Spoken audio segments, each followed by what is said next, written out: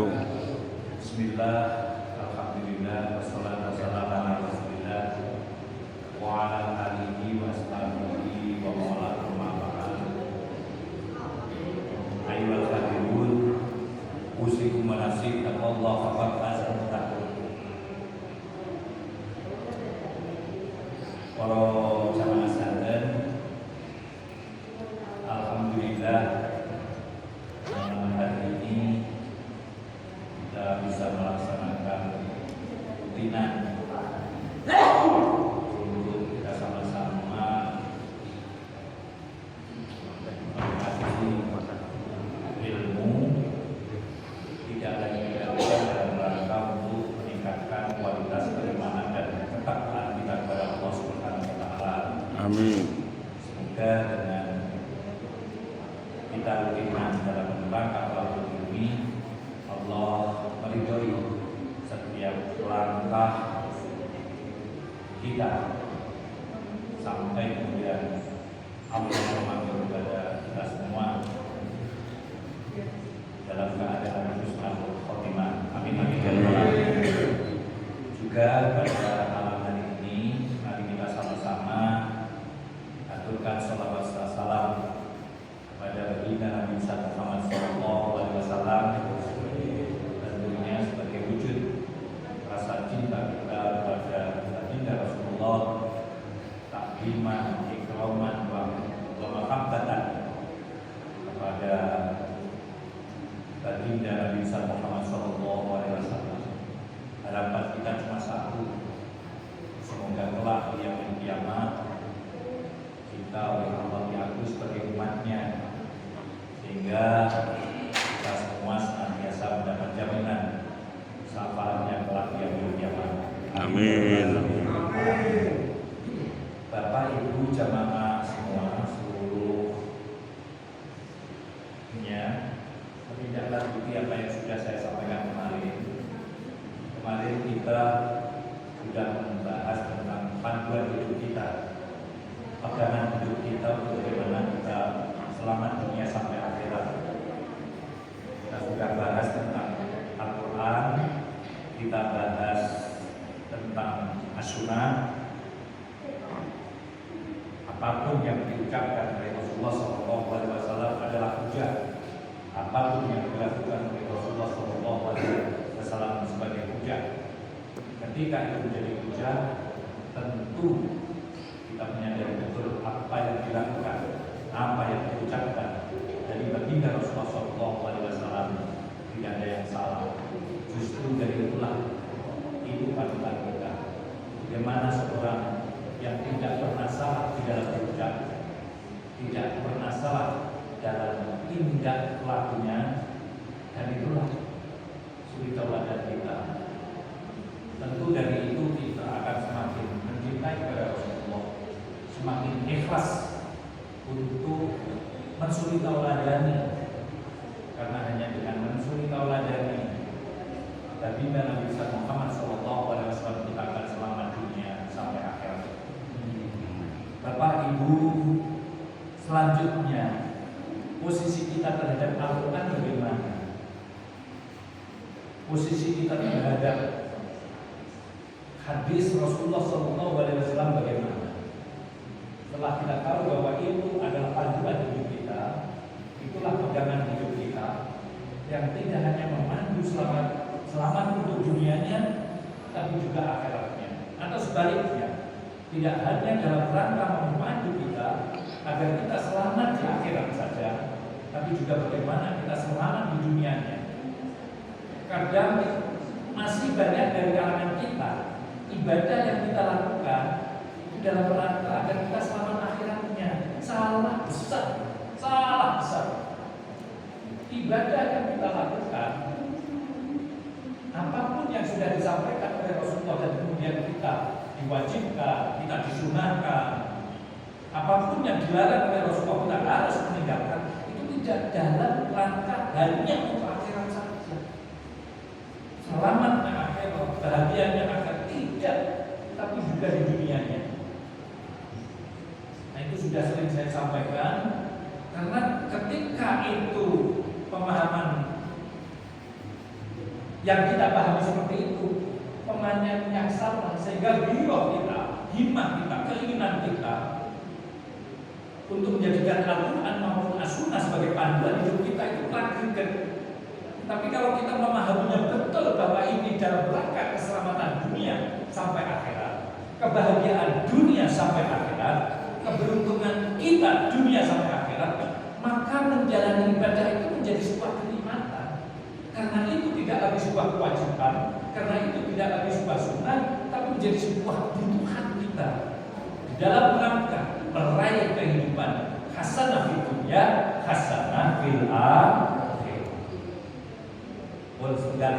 Yang kedua, posisi kita terhadap Al-Quran, As-Sunnah itu seperti apa? Itu juga sudah dijelaskan oleh para ulama. Bab inilah yang akan kita bahas. Bapak, Ibu, saudara-saudara sekalian, Al-Mabhasul As-Salisa Asyara. Al-Mabhasul utawi pembahasan As-Salisa Asyara kang kaping 13 fil ijtihad tetap tinggal berterakan masalah ijtihad. Wal ittiba ila ittiba wa taqlid ila taqlid. Posisi kita terhadap Al-Quran, posisi kita terhadap As-Sunnah itu juga dijelaskan oleh Al-Quran sendiri. Bagaimana kita menempatkannya? Ada dari panduan pertama itu begini. Awal jeneng Al-Quran itu piye? Apakah kita akan beristihad? Apakah kemudian kita ittiba? Apakah kemudian kita taklid? Itu juga perintah Al-Quran. Kalau kita istihad, syaratnya harus bagaimana?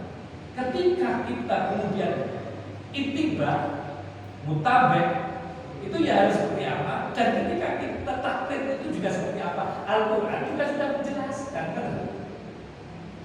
Jadi tidak ada yang kemudian disampaikan oleh para ulama, kemudian itu pendapatnya sendiri, tidak ada. Semua istinbatul hukmi itu semua dari Al-Quran maupun As-Sunnah. Nah, ini kita bahas tentang istihad dulu. Posisi al-istihad, istihad itu bagaimana, seperti apa, dan kita seperti apa. Al-istihad atau istihad, badlul mus'i menyerahkan, mengerahkan, badlul itu mengerahkan, menyerahkan, tidak ada yang tersisa sama sekali, itu badlul. Kalau saya masih 50%, yang mengeluarkan tenaga masih 30%, 50%, 70%. Kalau badlul tidak ada yang tersisa sama sekali, dikerahkan secara total, itu badlul. Badlul mus'i itu menyerahkan usaha fi mail hukmi, berarti totalitas, tidak ada yang tersisa.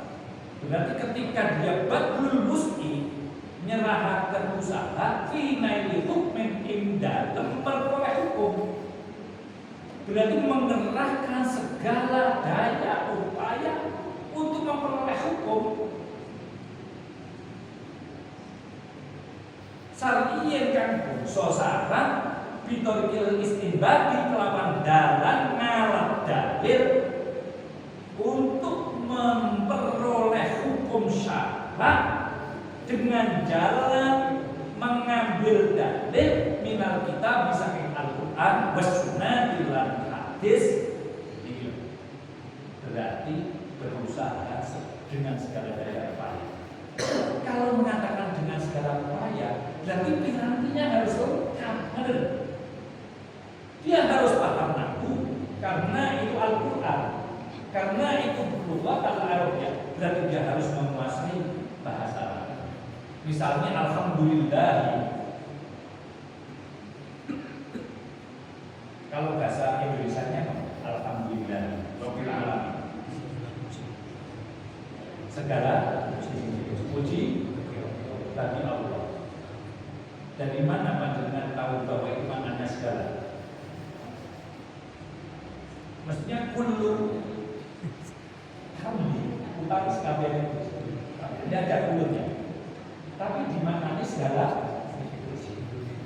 Nah ini aku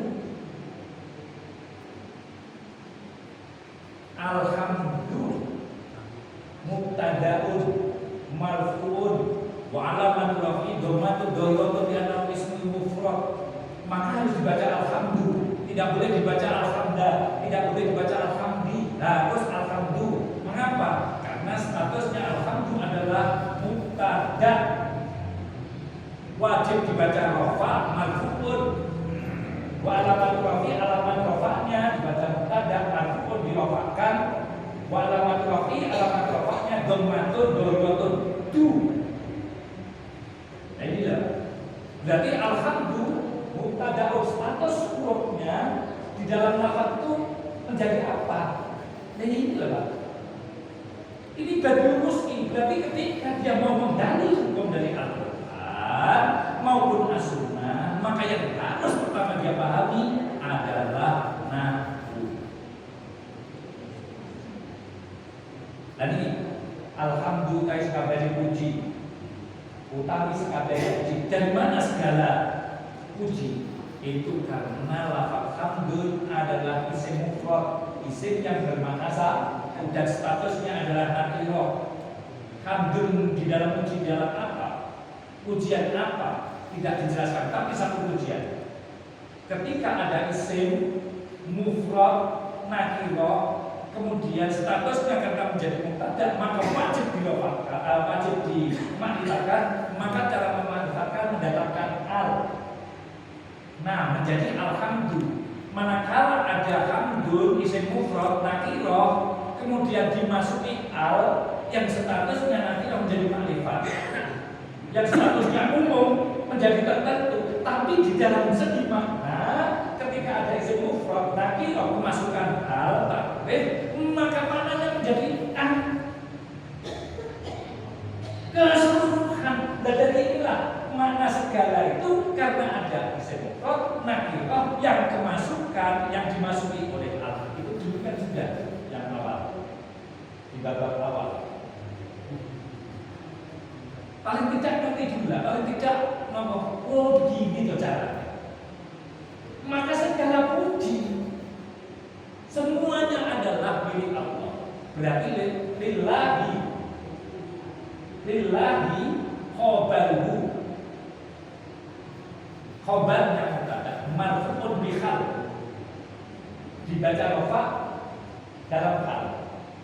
Lillahi jarun wa majrurun, lamun majrurun lafzul jalali majrurun wa alamatul jari kasratun dhayyatun di anal ismul mufrad, maka harus dibaca lillahi, tidak boleh dibaca lillaha, tidak boleh dibaca lillahu, harus lillahi. Ini loh Pak. Dan ini harus kita kuasai. Ini namanya badul muski. Belum lagi nanti sorofnya, belum lagi nanti balaghahnya. Apakah itu kemudian menyangkut kadek, bayan, ma'ani? Dan itu ngerti. Sebab misalnya sumum bukmun yum bahula yang itu statusnya orang kafir, sumum bukmun yum, budak, tuli, buta. Apakah orang kafir kemudian tuli, budak, buta? Kan enggak. Nah, kenapa Al-Quran kok bisa sumum bukmun yum? Nah ini kalau kita tidak mempelajari balaghah, ya berat. Bagaimana mau menggantikan orang kafir, buta, tuli, terus bisu. Nah kemudian itu dari mana? Kalau dia tidak bisu, tidak tuli, tidak buta. Nah ini kalau kita tidak memahami balaghah, tentu kita akan tersesat. Makanya bahasanya badul muski yang untuk memperoleh hukum syarat dengan cara mengambil dalil dari Al-Quran maupun As-Sunnah. Ini adalah masalah yang istihad. Jadi betul-betul seorang wa ismul fa'ili, isim fa'ilnya, pelakunya yang melaksanakan istihad itu namanya al-mujtahidu atau namanya mujtahid. Berarti ketika dia mengeluarkan segala daya upaya untuk meraih hukum syara dengan cara mengambil dalil dari Al-Quran maupun As-Sunnah, maka pelakunya ini namanya mustahil. Saya yang dari pertanyaan, kita mustahil atau tidak? Tentu bukan. Mustahil sudah lewat. Artinya apa Bapak Ibu sekalian? Status mustahil ini juga sudah dianjurkan oleh Al-Quran. Namanya apa? A'udzubillahi minasyaitonirrajim. Walladzina jahadu fina lanahdiyannahum subulana. Walladzina, ini ayat yang kemudian bagaimana kita ini untuk menstatuskan diri kita, apakah kita menjadi mustahil atau kita menjadi mutabik atau kita orang yang bertaklid. Mustahil jelas tidak, karena kita tidak memiliki kemampuan untuk berdulusi nausoro bebas-bebasan. Misalnya fatu domin, fatu kasrin, fatkatani, kasru fatkin, domin, kasrotani. Itu untuk memahami lafaz-lafaz yang sulasi yang terdiri dari huruf 3, wazannya ada 6. Fa'ala yaf'ulu, fa'ala yaf'ilu, fa'ala yaf'alu, fa'ila yaf'alu, fa'ula yaf'ulu, fa'ila yaf'ilu.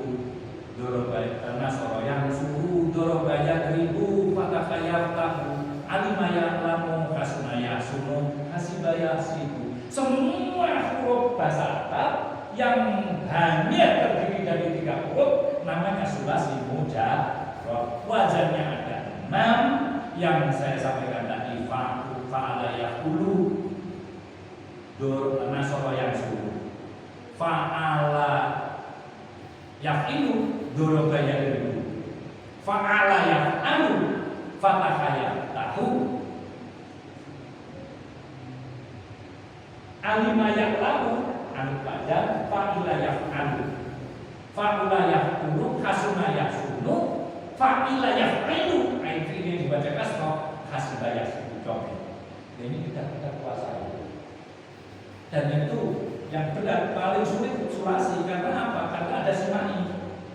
Jadi tidak ada wazan. Karena apa? Orang Arab ngomongin ngono, ya wis ngono. Karena si main dengar dari orang Arab seperti itu. Belum lagi sulasi mujarrad. Belum lagi sulasi majid. Majidnya rubai, majidnya humasi, majidnya sudasi. Yo harus kita kuasai itu. Untuk betul musik ada singkatan. Maka rubai ini ada rubai mujarrad, ada rubai majid. Misalnya karuna mulya, kalau memuliakan tidak bisa mengambil karuna untuk akroma, karena bahasa af'ala. Karuna mulya, zaidun sama zaid mulia. Kalau zaid memuliakan kepada apa? Harus dirubah bahasanya, tidak lagi karuna, tapi akroma yukrimu ikroman. Akroma memuliakan zaidun sama zaid, amron ing amr. Amr memuliakan, zaid memuliakan kepada amr. Itu sorofnya.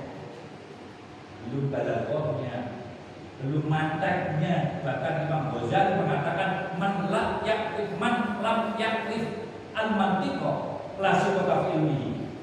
Barang siapa yang tidak mengetahui ilmu mantek, maka keilmuannya tidak bisa dipercaya, tidak bisa dipertanggungjawabkan. Karena apa? Harus mantek. Siji tambah siji mesti loro. Sehingga apa? Harus menguasai mantek. Agar perasaan itu geger pasti gini ya. Tidak boleh begitu ilmu, harus pasti 2 tambah 2 4. Tidak boleh kira-kira seperti ini. Agar hukum itu tidak kira-kira, maka seorang badlul muslim mustahil, maka dia harus memahami mantek juga. Di belakangnya seperti itu. Belum nanti mustalah hadisnya, belum nanti ilmu tafsirnya, semua kata Pak. Maka kita boten lebet jawe dan boten lebet ya kategori mustahil. Ngaten nggih. Lah kok awake dhewe nanti disampaikan sedikit demi sedikit. Nah, ayat untuk menjadi seorang mustahil jelas walladzina utayu akeh jahadu kang padha istihad sapa alladzina fina ing dalam kita terkait masalah hukum agama baik Al-Qur'an maupun As-Sunnah fina ing dalam kita lanah diana maka akan aku kasih petunjuk. Dan ini adalah kasih petunjuk. Kronologi istinbatul hukminya jelas Imam Syafi'i itu. Nah itu yang kemudian namanya usul fikih dan kaidah fikih.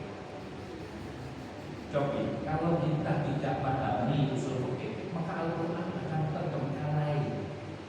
Tidak ada manfaat dan fungsinya. Misalnya inna sofa wal marwata min sa'airillah. Sesungguhnya sofa dan marwah adalah tanda-tanda kebesaran Allah.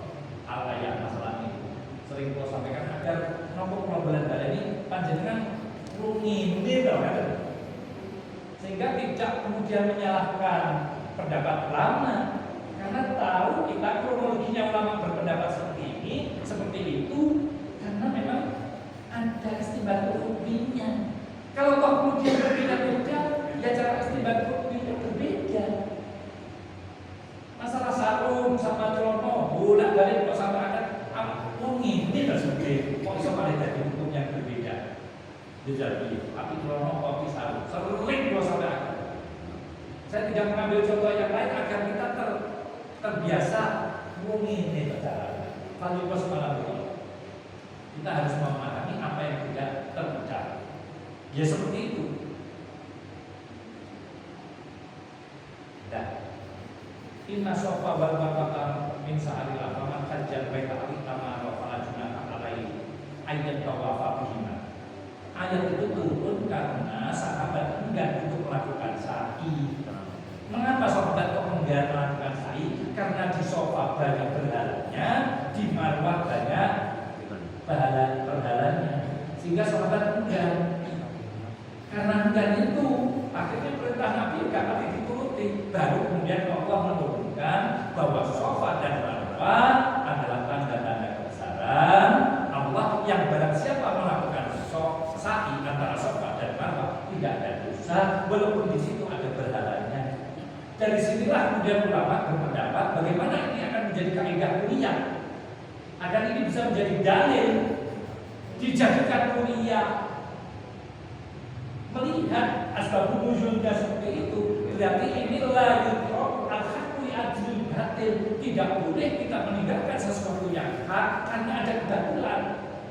Manapun ada kebatilan, sehingga ditinggalnya boten wajib tetap kita laksanakan. Sehingga bagi kita yang menjadi model, yang menjadi naik, itu dia wajib datang, walaupun di situ misalnya ada kematian, wajib hadir, walaupun di situ ada minum-minuman. Kan di dekat pondok saya kan ada kampung yang seperti itu. Bahkan di bulannya itu masih ada. Dapat terus Pak Mudinin tidak hadir, wajib tetap hadir, walaupun di situ ada kualitasnya pokoknya, atau mantenan misalnya ya, dangdutan terus disertai tayuban, terus pokoknya yang penuh kemaksiatan. Apa kemudian mantennya tidak hadir? Atau sekarang ini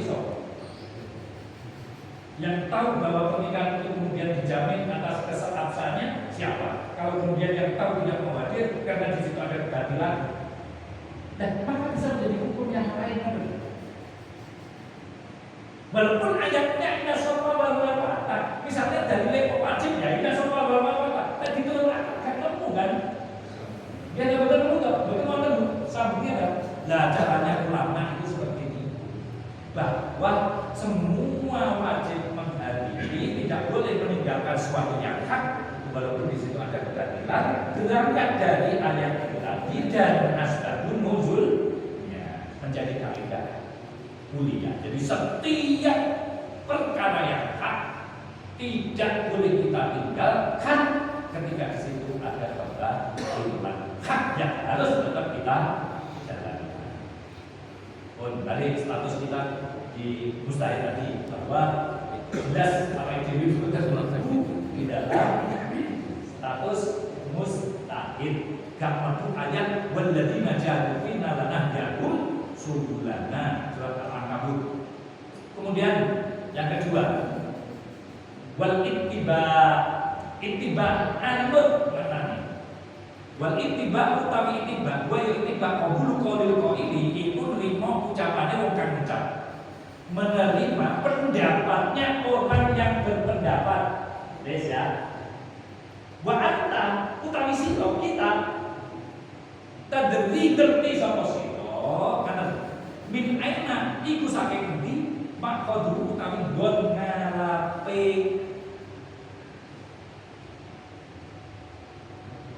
kau kita tahu dari mana pengambilan hukumnya. Itu mana yang namanya ittiba atau mutabik. Nanti apakah kita statusnya mutabik atau tidak? Kita ittiba menjadi mutabik atau tidak? Yang namanya ittiba adalah qabulu qaulil qaili wa anta tadri min aina maqabu. Yang dinamakan ittiba adalah menerima pendapat orang yang berpendapat dan kita tahu dari mana dalil dia mendapat. Ini tidak. Makanya apa itu ngaji agar status ini malah dari ini ada ya.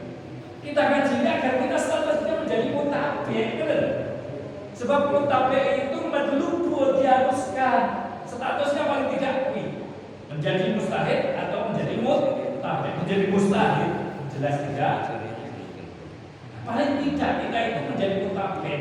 Jangan sampai kemudian kita menjadi muqallid atau taklid, apalagi taklid buta. Tapi kalau toh tidak, dan nanti dijelaskan. Apakah kemudian al-ittiba atau menjadi mutabik itu tidak ada anjurannya di dalam Al-Quran? Ada. Untuk menstatuskan kita menjadi mutabik itu Al-Quran dia atau jadi Al-Quran. Nah, itu dari Al-Quran. Contoh yang tadi istihad tadi. Waqala Nabi sallallahu alaihi wasallam. Iki ulang istihad begitu ya. Idza istahada ing dalam nalikane istihad mendawuhkan Nabi al-hakim sapa hakim fa hakama kalau dihukumi sapa hakim fa asaba maqami kan bener sapa hakim fa lalu itu tetap dari hakim ajdoni utawi ganjaran dulu. Apabila seseorang hakim beristihad kemudian menghukumi dan ternyata dari hukuman itu benar, maka dia mendapat 2 pahala. Wa idza hakama ing dalem nalikane menghukumi sapa hakim fa atau apa luput sapa hakim falahu ma itu tetap dari hakim ajrun utai ganjaran wahidun kang siji. Mana kalau dia menghukumi ternyata putusannya salah, istinbatnya salah. Pokoknya badulus itu ya, sudah badulus, sudah mengerahkan segala kemampuan. Makanya sampai kemudian orang yang menghukumi itu lapar tidak boleh, memperkritis yang tidak boleh, sedang marah apalagi tidak boleh, atau sedang bahagia yang tidak boleh menghukumi. Dia harus dalam keadaan betul-betul sadar, tidak dalam keadaan marah, tidak dalam keadaan bergembira, tidak dalam keadaan duka. Misalnya ada yang terus memberikan keputusan sah. Apakah kemudian keputusannya sah, tapi tidak boleh mengambil keputusan? Itu nanti kalau di dalam kitab ini dijelaskan detail sekali. Tapi seperti inilah hukum yang kita gali dari Al-Quran maupun As-Sunnah maupun istimahnya ulama maupun qiyasnya ulama, sehingga madzhabul arba'ah yang digali oleh Imam Malik sehingga menjadi madzhab Malikiyah, digali oleh Imam Abu Hanifah menjadi madzhab Hanafiyah, digali oleh Imam Syafi'i menjadi madzhab Syafi'iyah, digali oleh Imam Ahmad bin Hanbal menjadi madzhab Ahmad Hambali. Madzhabul arba'ah ini semuanya adalah mustahil mutlak. Imam Syafi'i memiliki murid namanya Imam Nawawi dan memiliki murid namanya Imam Rafi'i. Imam Rafi'i lebih tua daripada Imam Nawawi. Nah, status daripada Imam Rafi'i dan Imam Nawawi itu tidak mustahil mutlak, tapi namanya mustahil madzhab, mengembangkan, memperluas apa yang sudah diistihadi oleh Imam Syafi'i. Nah, kemudian ada perbedaan pendapat, pandangan tentang hukum antara Imam Syafi'i antara Imam Nawawi dan Imam Rafi'i pada podo Syafi'i. Dia mempelajari, menggali, menjabarkan dari pendapatnya Imam Syafi'i. Dan itu ada berbeda antara Imam Nawawi dan Imam Rafi'i. Itu kaidahnya juga ada. Idza ta'aradu bainan Nawawi wal Rafi'i qudima an-Nawawi. Padahal an-Nawawi itu ahli tasrif daripada Imam Rafi'i. Didahulukan atau kita ambil pendapatnya Imam Nawawi. Mengapa? Karena itu pendapat yang akhir. Mengapa? Banyak alasannya. Termasuk kalau di dalam kitab usul fikihnya dijelaskan Imam Nawawi itu gak ada kerana. Coba itu umurnya itu 34 sampai situ. Tapi karangannya sakramah. Ini ditulis tok iki lho. Umure wong telu mau mboten cekak. Cobi.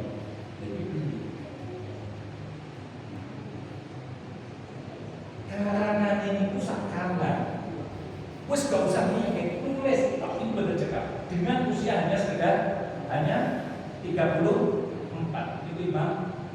Nah ketika beliau tidak pernah berhenti untuk menulis, walaupun malam hari, walaupun mati lampunya. Mengapa?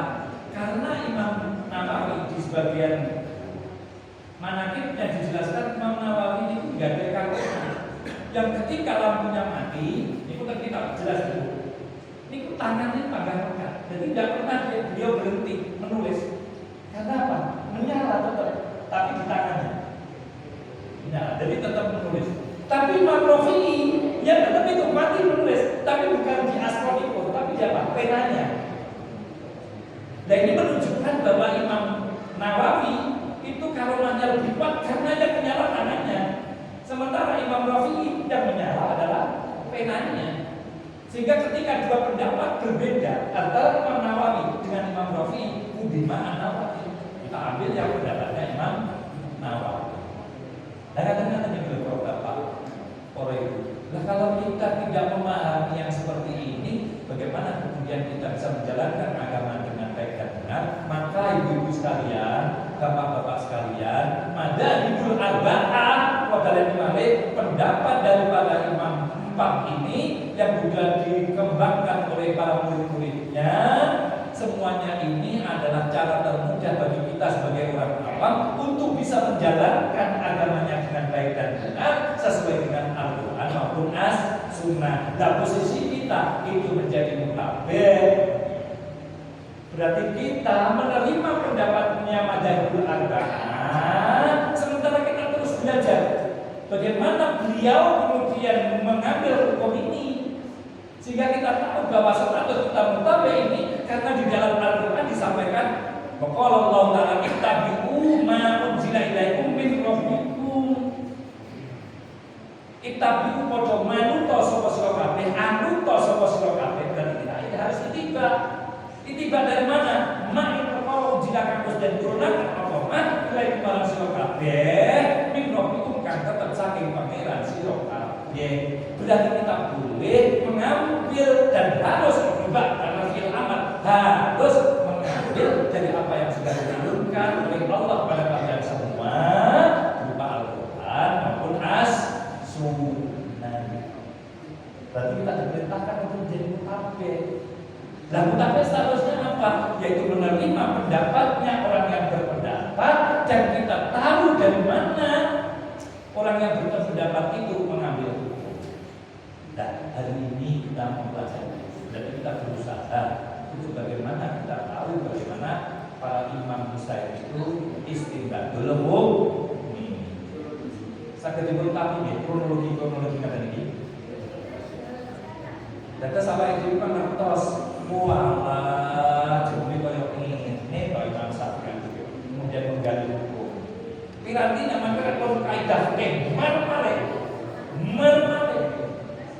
Sehingga kita tahu apa hubungannya dalil madlul dilarang, dalilnya kemana, madlulnya kemana, beda bludu kalau PPP.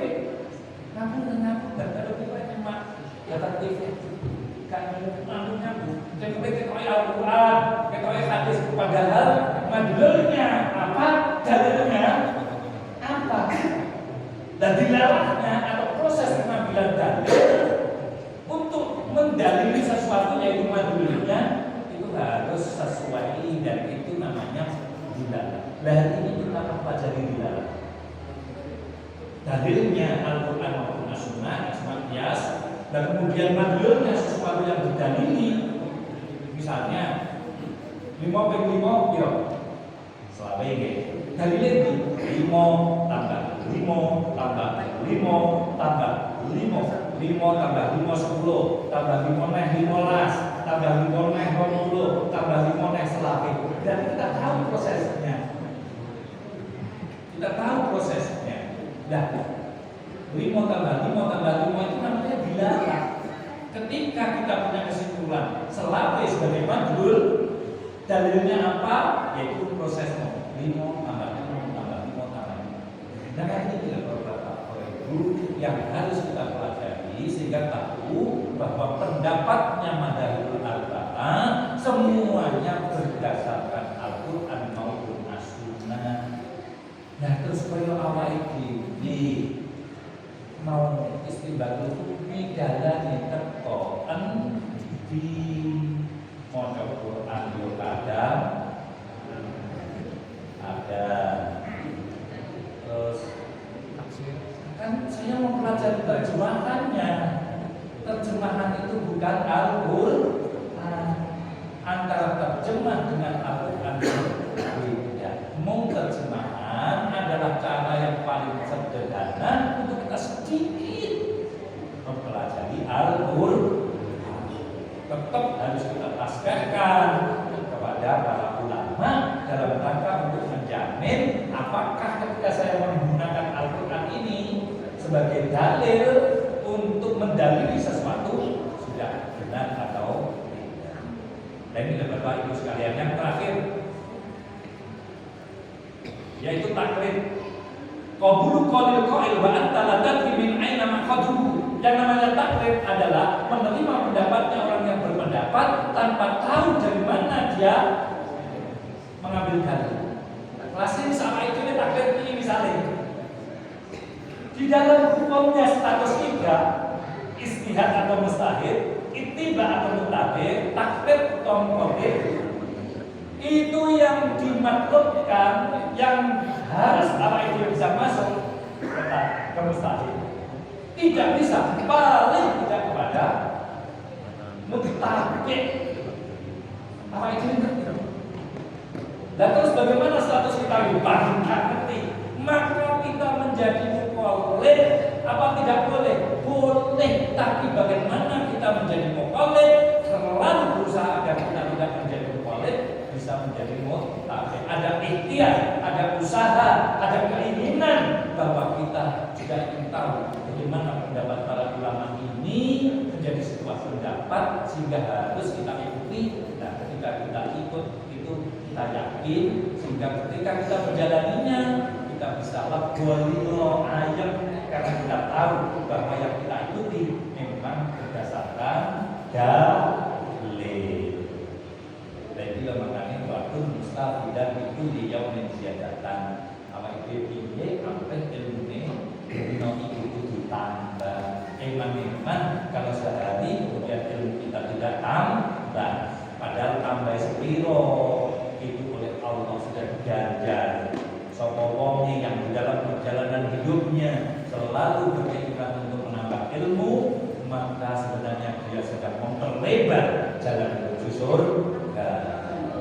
Pun kata dia Pak, itu sedangkan untuk menjadi mustahil juga ada dalilnya, untuk menjadi mutabik juga menjadi ada dalilnya, untuk taklid atau muqallid juga ada dalilnya. Memang taklid itu madmunun diwodo tidak baik. Apa tidak boleh? Boleh. Tapi harus tetap ada keinginan bagi kita semua untuk berusaha bagaimana kita bisa meningkat untuk menjadi muqallid. Makanya berdino awake dhewe kudu ngaji. Dan tambah ilmu sampai Rasulullah menyarankan orang yang beruntung adalah yang manakala hari ini kita bisa lebih baik daripada hari kemarin.